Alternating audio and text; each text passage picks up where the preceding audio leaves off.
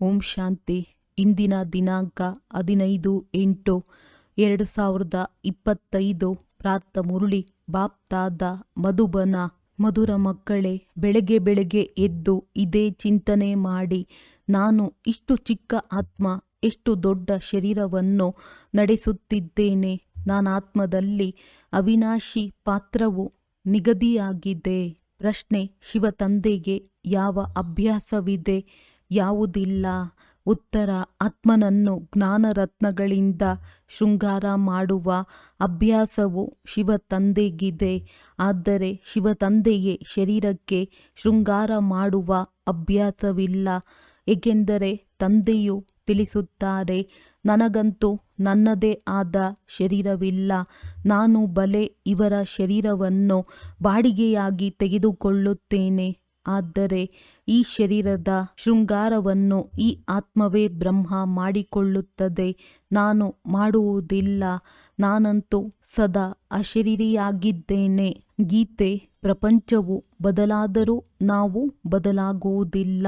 ಓಂ ಶಾಂತಿ. ಮಕ್ಕಳು, ಈ ಗೀತೆಯನ್ನು ಕೇಳಿದ್ದೀರಿ. ಯಾರು ಕೇಳಿದರು? ಆತ್ಮವು ಈ ಶರೀರದ ಕಿವಿಗಳ ಮೂಲಕ ಕೇಳಿದ್ದೀರಿ. ಮಕ್ಕಳಿಗೂ ಸಹ ಇದು ಅರ್ಥವಾಗಿದೆ. ಆತ್ಮವು ಎಷ್ಟು ಚಿಕ್ಕದಾಗಿದೆ.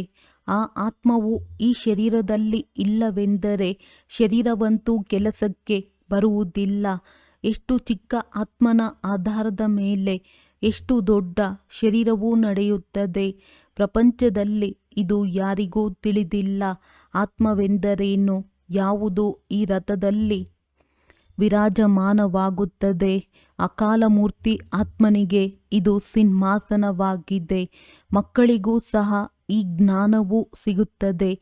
ಎಷ್ಟು ರಮಣೀಕ ರಹಸ್ಯಯುಕ್ತವಾಗಿವೆ. ಯಾರಾದರೂ ಇಂತಹ ರಹಸ್ಯಯುಕ್ತ ಮಾತನ್ನು ಕೇಳಿದಾಗ ಚಿಂತನೆ ನಡೆಯುತ್ತದೆ. ನೀವು ಮಕ್ಕಳಿಗೂ ಸಹ ಇದೇ ಚಿಂತನೆ ನಡೆಯುತ್ತದೆ. ಇಷ್ಟು ಚಿಕ್ಕ ಆತ್ಮವು ಎಷ್ಟು ದೊಡ್ಡ ಶರೀರದಲ್ಲಿದೆ. ಆತ್ಮದಲ್ಲಿ 84 ಜನ್ಮಗಳ ಪಾತ್ರವು ನಿಗದಿಯಾಗಿದೆ. ಶರೀರವಂತೂ ವಿನಾಶವಾಗಿ ಬಿಡುತ್ತದೆ, ಬಾಕಿ ಆತ್ಮವೇ ಉಳಿಯುತ್ತದೆ. ಇವು ಬಹಳ ವಿಚಾರ ಮಾಡುವ ಮಾತುಗಳಾಗಿವೆ. ಮುಂಜಾನೆ ಎದ್ದು ಈ ವಿಚಾರ ಮಾಡಬೇಕು. ಈಗ ಆತ್ಮಕ್ಕೆ ಸ್ಮೃತಿ ಬಂದಿದೆ. ಆತ್ಮವು ಎಷ್ಟು ಚಿಕ್ಕದಾಗಿದೆ, ಅದಕ್ಕೆ ಅವಿನಾಶಿ ಪಾತ್ರವೂ ಸಿಕ್ಕಿದೆ. ನಾನಾತ್ಮನು ಎಷ್ಟು ವಿಚಿತ್ರನಾಗಿದ್ದೇನೆ. ಇದು ಹೊಸ ಜ್ಞಾನವಾಗಿದೆ. ಯಾವುದು ಪ್ರಪಂಚದಲ್ಲಿ ಯಾರಿಗೂ ತಿಳಿದಿಲ್ಲ. ತಂದೆಯೇ ಬಂದು ತಿಳಿಸುತ್ತಾರೆ ಅಂದಾಗ ಇದನ್ನು ಸ್ಮರಣೆ ಮಾಡಬೇಕಾಗಿದೆ. ನಾವು ಇಷ್ಟು ಸೂಕ್ಷ್ಮ ಆತ್ಮಗಳು ಹೇಗೆ ಪಾತ್ರವನ್ನಭಿನಯಿಸುತ್ತೇವೆ. ಶರೀರವು ಪಂಚತತ್ವಗಳಿಂದಾಗುತ್ತದೆ. ತಂದೆಗೆ ತಿಳಿಯುತ್ತದೆಯೇ ಶಿವತಂದೆಯ ಆತ್ಮವು ಹೇಗೆ ಬರುತ್ತದೆ ಹೋಗುತ್ತದೆ. ಸದಾ ಇವರಲ್ಲಿಯೇ ಬ್ರಹ್ಮ ಇರುವುದಿಲ್ಲ. ಅಂದ ಮೇಲೆ ಇದೇ ಚಿಂತನೆ ಮಾಡಬೇಕಾಗಿದೆ. ನೀವು ಮಕ್ಕಳಿಗೆ ತಂದೆಯು ಇಂತಹ ಜ್ಞಾನವನ್ನು ಕೊಡುತ್ತಾರೆ. ಇದು ಎಂದೂ ಯಾರಿಗೂ ಸಿಗಲು ಸಾಧ್ಯವಿಲ್ಲ. ನಿಮಗೆ ಇದು ತಿಳಿದಿದೆ. ಅವಶ್ಯವಾಗಿ ಈ ಜ್ಞಾನವು ಇವರ ಬ್ರಹ್ಮ ಆತ್ಮನಲ್ಲಿರಲಿಲ್ಲ. ಅನ್ಯ ಸತ್ಸಂಗಗಳಲ್ಲಿ ಇಂತಹ ಮಾತುಗಳ ಮೇಲೆ ಯಾರಿಗೂ ಗಮನವಿರುವುದಿಲ್ಲ.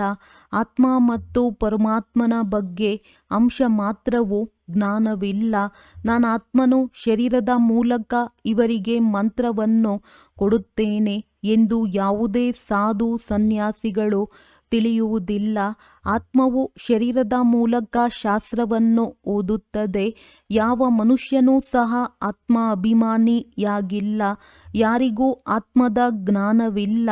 ಅಂದ ಮೇಲೆ ತಂದೆಯ ಜ್ಞಾನವು ಹೇಗಿರುತ್ತದೆ? ನಾವಾತ್ಮಗಳಿಗೆ ತಂದೆಯು ತಿಳಿಸುತ್ತಾರೆ, ಮಧುರಾತಿ ಮಧುರ ಮಕ್ಕಳೇ, ನೀವು ಎಷ್ಟು ಬುದ್ಧಿವಂತರಾಗುತ್ತಿದ್ದೀರಿ. ಈ ಶರೀರದಲ್ಲಿ ಯಾವ ಆತ್ಮವಿದೆಯೋ ಇದಕ್ಕೆ ಪರಮಪಿತ ಪರಮಾತ್ಮನು ಕುಳಿತು ಓದಿಸುತ್ತಾರೆ ಎಂದು ತಿಳಿದುಕೊಳ್ಳುವಂತಹ ಮನುಷ್ಯರು ಯಾರೊಬ್ಬರೂ ಇಲ್ಲ. ಎಷ್ಟು ತಿಳಿದುಕೊಳ್ಳುವ ಮಾತುಗಳಾಗಿವೆ. ಆದರೂ ಸಹ ಉದ್ಯೋಗ ವ್ಯವಹಾರಗಳಲ್ಲಿ ಹೋದಾಗ ಇದು ಮರೆತು ಹೋಗುತ್ತದೆ. ಮೊಟ್ಟ ಮೊದಲನೆಯದಾಗಿ ತಂದೆಯು ಆತ್ಮದ ಜ್ಞಾನವನ್ನು ಕೊಡುತ್ತಾರೆ. ಇದು ಯಾವ ಮನುಷ್ಯ ಮಾತ್ರರಿಗೂ ಇಲ್ಲ.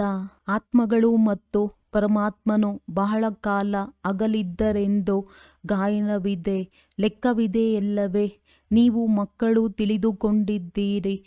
ಆತ್ಮವೇ ಶರೀರದ ಮೂಲಕ ಮಾತನಾಡುತ್ತದೆ. ಆತ್ಮವೇ ಶರೀರದ ಮೂಲಕ ಒಳ್ಳೆಯ ಮತ್ತು ಕೆಟ್ಟ ಕೆಲಸವನ್ನು ಮಾಡುತ್ತದೆ. ತಂದೆಯು ಬಂದು ಆತ್ಮಗಳನ್ನು ಎಷ್ಟು ಪವಿತ್ರವನ್ನಾಗಿ ಮಾಡುತ್ತಾರೆ. ಮೊಟ್ಟ ಮೊದಲನೆಯದಾಗಿ ತಂದೆಯು ತಿಳಿಸುತ್ತಾರೆ, ಬೆಳಗ್ಗೆ ಬೆಳಗ್ಗೆ ಎದ್ದು ಇದೇ ಅಭ್ಯಾಸ ಮತ್ತು ವಿಚಾರ ಮಾಡಿ. ಆತ್ಮವೆಂದರೇನು? ಅದು ಈ ಶರೀರದ ಮೂಲಕ ಕೇಳುತ್ತದೆ. ಆತ್ಮದ ತಂದೆಯು ಪರಮಪಿತ ಪರಮಾತ್ಮನಾಗಿದ್ದಾರೆ. ಅವರಿಗೆ ಪತಿತ ಪಾವನ ಜ್ಞಾನ ಸಾಗರನೆಂದು ಹೇಳುತ್ತಾರೆ. ಮತ್ಯಾವ ಮನುಷ್ಯರಿಗೂ ಸುಖದ ಸಾಗರ, ಶಾಂತಿಯ ಸಾಗರನೆಂದು ಹೇಳಲು ಹೇಗೆ ಸಾಧ್ಯ? ಲಕ್ಷ್ಮೀ ನಾರಾಯಣರಿಗೂ ಸದಾ ಪವಿತ್ರತೆಯ ಸಾಗರನೆಂದು ಹೇಳಲಾಗುವುದೇ ಇಲ್ಲ. ಒಬ್ಬ ತಂದೆಯೇ ಸದಾ ಪವಿತ್ರತೆಯ ಸಾಗರನಾಗಿದ್ದಾರೆ. ಮನುಷ್ಯರಂತೂ ಕೇವಲ ಭಕ್ತಿ ಮಾರ್ಗದ ಶಾಸ್ತ್ರಗಳನ್ನು ಕುಳಿತು ವರ್ಣನೆ ಮಾಡುತ್ತಾರೆ. ಪ್ರಾಕ್ಟಿಕಲ್ ಅನುಭವವಿಲ್ಲ. ನಾನಾತ್ಮನು ಈ ಶರೀರದಿಂದ ತಂದೆಯ ಮಹಿಮೆ ಮಾಡುತ್ತೇನೆ. ಅವರು ನಮ್ಮ ಮಧುರ ತಂದೆಯಾಗಿದ್ದಾರೆ. ಅವರೇ ಸುಖ ಕೊಡುವವರಾಗಿದ್ದಾರೆ. ಇದೇನನ್ನು ತಿಳಿದುಕೊಳ್ಳುವುದಿಲ್ಲ. ತಂದೆಯು ತಿಳಿಸುತ್ತಾರೆ, ಏ ಆತ್ಮಗಳೇ, ಈಗ ನನ್ನ ಮತದಂತೆ ನಡೆಯಿರಿ. ಈ ಅವಿನಾಶಿ ಆತ್ಮನಿಗೆ ಅವಿನಾಶಿ ತಂದೆಯ ಮೂಲಕ ಅವಿನಾಶಿ ಮತವು ಸಿಗುತ್ತದೆ. ಆ ವಿನಾಶಿ ಶರೀರಧಾರಿಗಳಿಗೆ ವಿನಾಶಿ ಶರೀರಧಾರಿಗಳ ಮತವೇ ಸಿಗುತ್ತದೆ. ಸತ್ಯಯುಗದಲ್ಲಂತೂ ನೀವು ಇಲ್ಲಿನ ಪ್ರಾರಬ್ಧವನ್ನು ಪಡೆಯುತ್ತೀರಿ. ಅಲ್ಲೆಂದು ಉಲ್ಟಾ ಮತವು ಸಿಗುವುದಿಲ್ಲ. ಈಗಿನ ಶ್ರೀಮತವೇ ಅವಿನಾಶಿಯಾಗಿ ಬಿಡುತ್ತದೆ. ಅದು ಅರ್ಧಕಲ್ಪ ನಡೆಯುತ್ತದೆ. ಇದು ಹೊಸ ಜ್ಞಾನವಾಗಿದೆ. ಇದನ್ನು ಗ್ರಹಣ ಮಾಡಲು ಎಷ್ಟೊಂದು ಬುದ್ಧಿ ಇರಬೇಕು ಮತ್ತು ಪಾತ್ರದಲ್ಲಿ ಬರಬೇಕು. ಯಾರು ಪ್ರಾರಂಭದಿಂದ ಭಕ್ತಿ ಮಾಡಿರುವರೋ ಅವರೇ ಚೆನ್ನಾಗಿ ಧಾರಣೆ ಮಾಡಿಕೊಂಡಿರುವರು. ಇದನ್ನು ತಿಳಿದುಕೊಳ್ಳಬೇಕು. ಒಂದು ವೇಳೆ ನಮ್ಮ ಬುದ್ಧಿಯಲ್ಲಿ ಸರಿಯಾದ ರೀತಿಯಲ್ಲಿ ಧಾರಣೆ ಆಗುವುದಿಲ್ಲವೆಂದರೆ ಅವಶ್ಯವಾಗಿ ನಾವು ಆರಂಭದಿಂದ ಭಕ್ತಿ ಮಾಡಿಲ್ಲ. ತಂದೆಯು ಹೇಳುತ್ತಾರೆ, ಏನಾದರೂ ಅರ್ಥವಾಗದಿದ್ದರೆ ನನ್ನನ್ನು ಕೇಳಿ, ಏಕೆಂದರೆ ನಾನು ಅವಿನಾಶಿ ತಜ್ಞನಾಗಿದ್ದೇನೆ. ತಂದೆಗೆ ಪರಮ ಆತ್ಮನೆಂತಲೂ ಹೇಳಲಾಗುತ್ತದೆ. ಆತ್ಮವು ಪವಿತ್ರವಾಗಿದ್ದಾಗ ಅದಕ್ಕೆ ಮಹಿಮೆಯಾಗುತ್ತದೆ. ಆತ್ಮದ ಮಹಿಮೆ ಇದ್ದಾಗ ಶರೀರಕ್ಕೂ ಮಹಿಮೆಯಾಗುತ್ತದೆ. ಆತ್ಮವು ತಮೋಪ್ರಧಾನವಾದಾಗ ಶರೀರಕ್ಕೂ ಮಹಿಮೆ ಇಲ್ಲ. ಈ ಸಮಯದಲ್ಲಿ ನೀವು ಮಕ್ಕಳಿಗೆ ಬಹಳ ಗುಹ್ಯ ಬುದ್ಧಿಯು ಸಿಗುತ್ತದೆ. ಆತ್ಮಕ್ಕೆ ಸಿಗುತ್ತದೆ. ಆತ್ಮವು ಎಷ್ಟೊಂದು ಮಧುರವಾಗಬೇಕು, ಎಲ್ಲರಿಗೆ ಸುಖವನ್ನೇ ಕೊಡಬೇಕು. ತಂದೆಯು ಎಷ್ಟು ಮಧುರರಾಗಿದ್ದಾರೆ.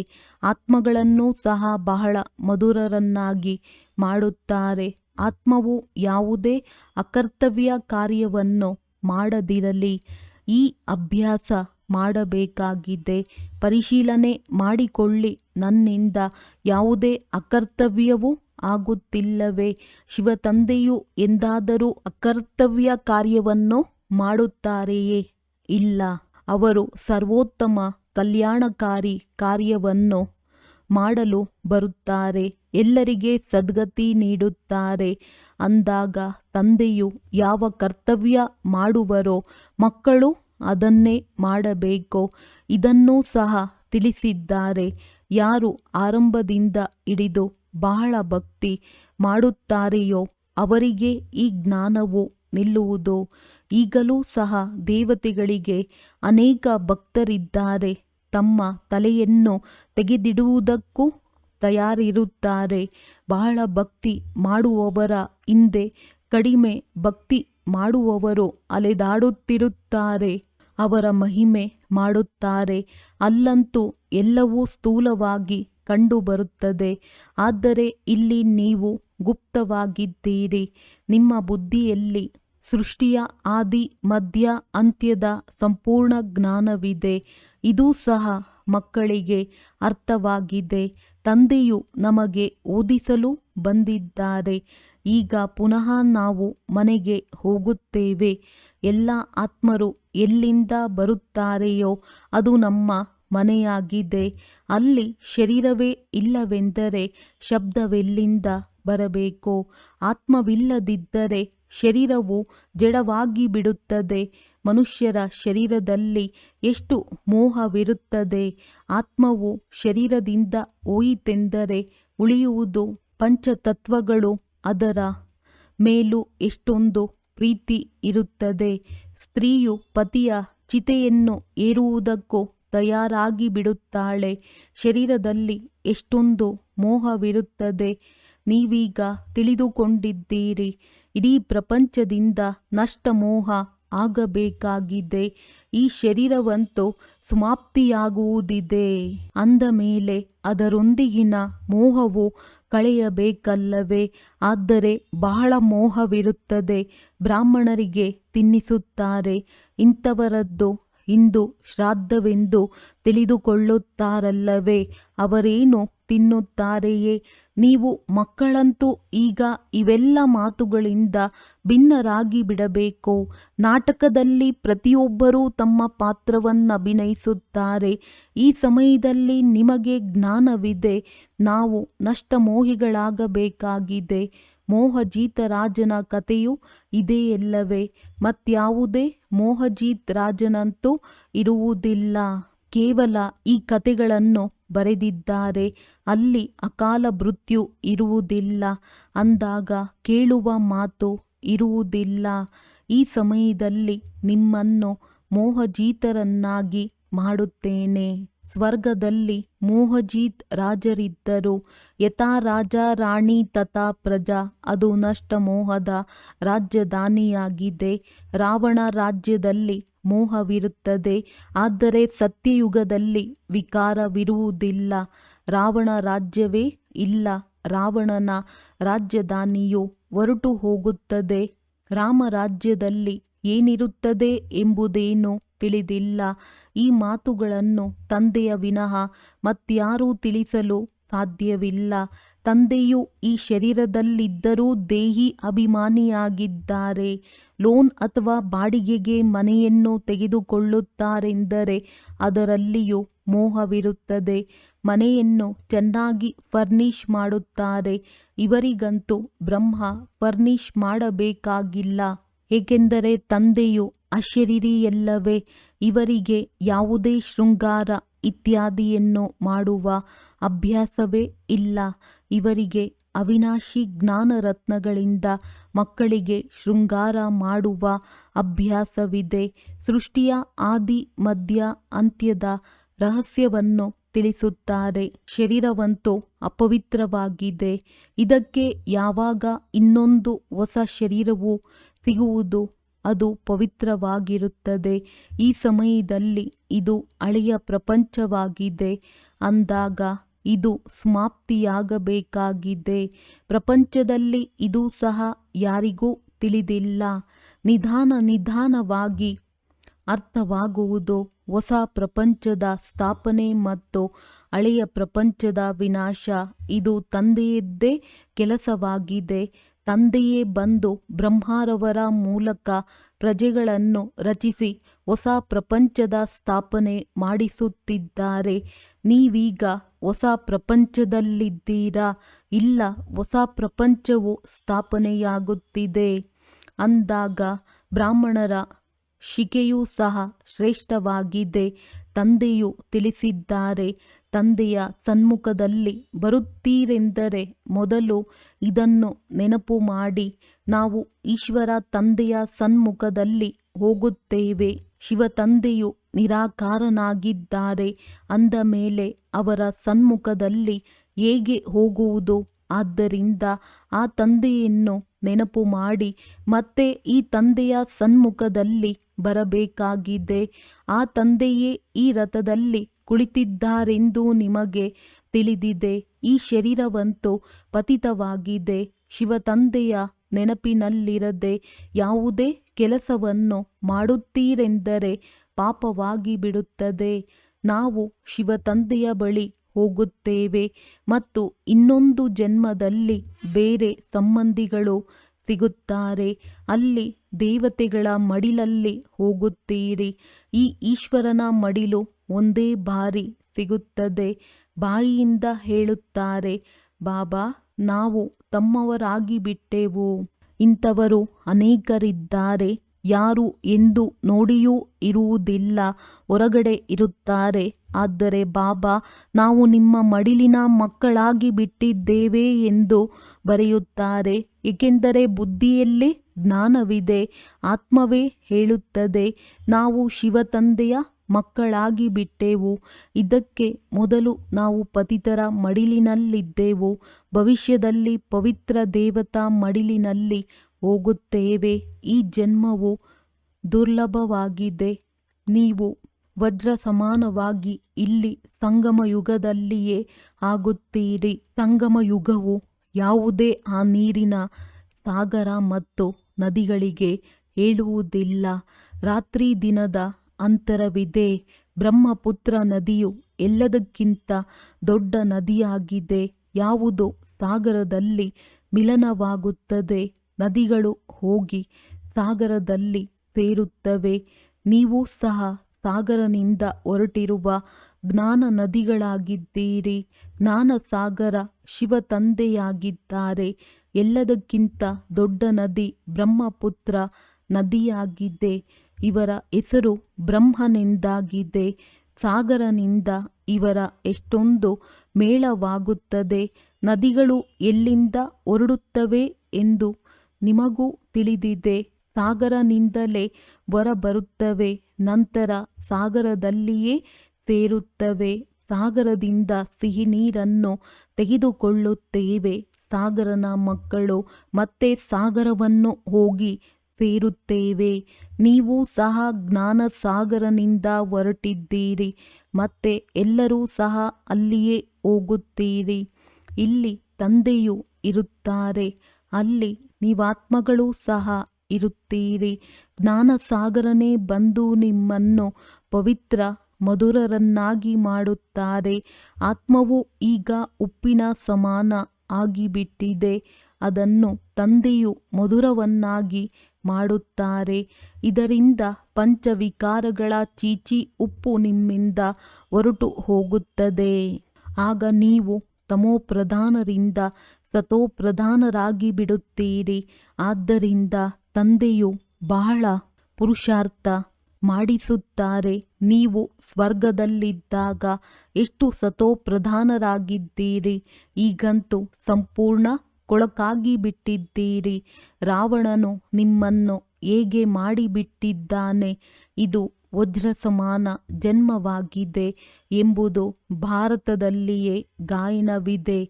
ತಂದೆಯು ತಿಳಿಸುತ್ತಾರೆ, ಮಕ್ಕಳೇ, ನೀವು ಕವಡೆಗಳ ಹಿಂದೆ ಏಕೆ ತಲೆಕೆಡಿಸಿಕೊಳ್ಳುತ್ತೀರಿ. ಕವಡೆಗಳೂ ಸಹ ನಿಮಗೆ ಹೆಚ್ಚಿಗೆ ಬೇಕಿಲ್ಲ. ಬಡವರೇ ಇದನ್ನು ಬಹುಬೇಗನೆ ತಿಳಿದುಕೊಳ್ಳುತ್ತಾರೆ. ಸಾಹುಕಾರರಾದರೆ ನಮಗೆ ಇಲ್ಲಿಯೇ ಸ್ವರ್ಗವಿದೆ ಎಂದು ಹೇಳುತ್ತಾರೆ. ಆದರೆ ಮಕ್ಕಳಿಗೆ ತಿಳಿದಿದೆ, ಯಾರೆಲ್ಲ ಮನುಷ್ಯ ಮಾತ್ರರಿದ್ದಾರೆಯೋ ಎಲ್ಲರದ್ದು ಈ ಸಮಯದಲ್ಲಿ ಕವಡೆಯ ಸಮಾನವಾದ ಜನ್ಮವಾಗಿದೆ. ನಾವು ಸಹ ಮೊದಲು ಅದೇ ರೀತಿ ಇದ್ದೆವು. ಈಗ ತಂದೆಯು ನಮ್ಮನ್ನು ಎಷ್ಟು ಶ್ರೇಷ್ಠರನ್ನಾಗಿ ಮಾಡುತ್ತಾರೆ.